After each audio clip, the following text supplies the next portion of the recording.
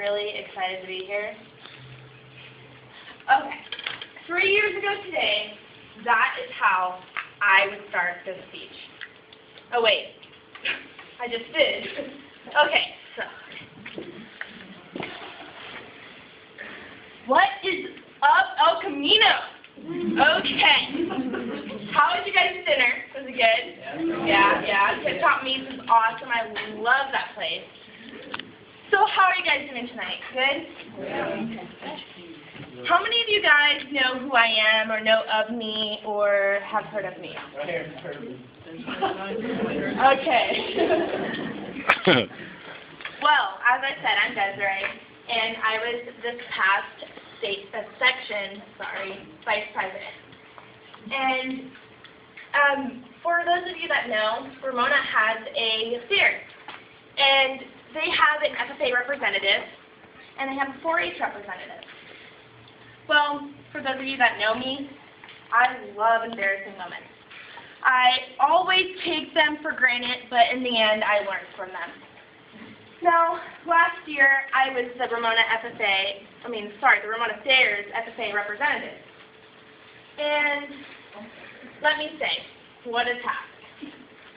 So, as most of you know, in fairs, they have an award ceremony at the end of every fair to celebrate not only the awards and accomplishments that the kids have made, but of those of the animals as well. Now, every year, the Ramona Fairs representatives, both 4-H and FFA, run the awards at Ramona Fair. Well, as I was up there in front of 50, 60, 70 people, reading off all the names of these amazing kids that have done so well throughout the fair. Well, as all of you guys know, the best part of the fair is round robin. And I was trying to make it a huge experience for not only the winner, but the people around. And I thought that I would build up the suspense a little bit. So I looked over at my 4-H fellow representative and I told her a couple jokes to, build up the suspense.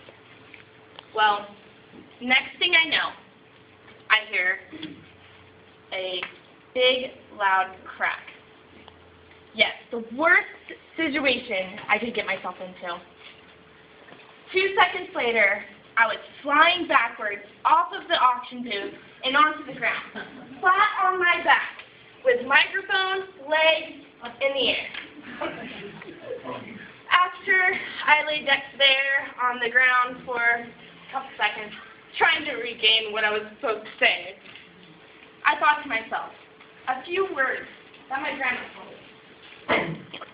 Every winner is a person who swallows their pride. So, dusted off my jeans, got back up, stood up on the auction booth, held up my chair in the air, and laughed. At that moment, I knew. Not only were the 50 to 60 people laughing at me, I was laughing with them. And I learned from that experience that it's okay to look back and laugh at yourself.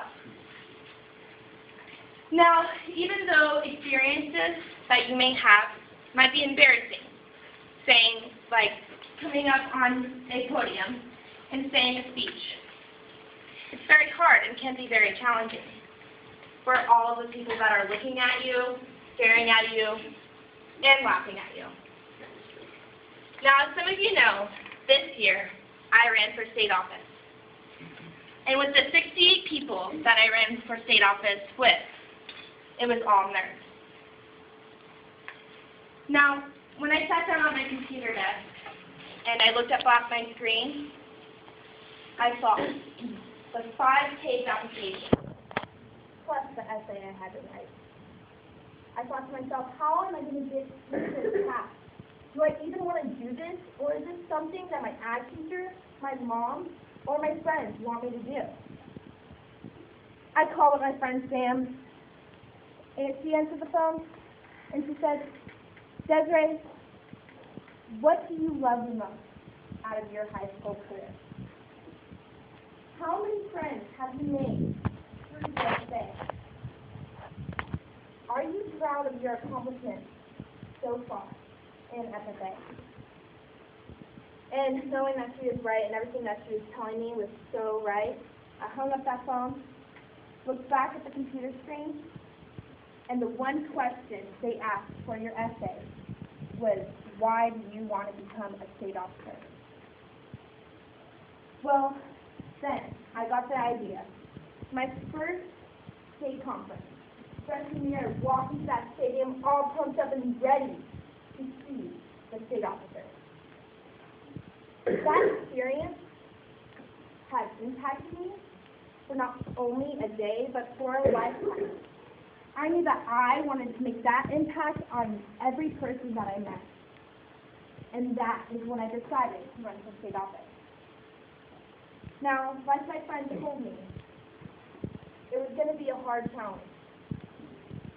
And with those 58 other candidates in the room, I knew that I had just made 67 candidates, 67 friends.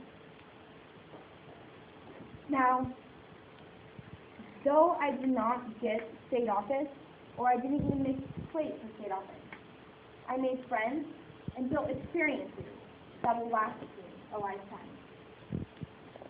And I think back on that day today, and I don't regret anything that I did.